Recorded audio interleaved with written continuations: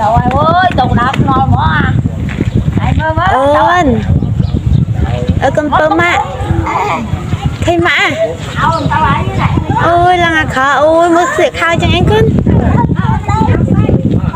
ơi chị mày ơi ui châu khăn à vậy ui lật chờ phật mấy chứ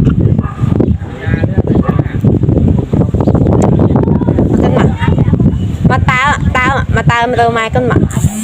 ít mà con tôm mà ít nữa mà con tôm mà con tôm mà ít con đau con tôm mà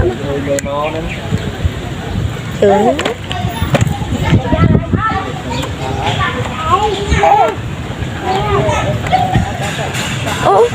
tức là tầm miệng bà hớn gì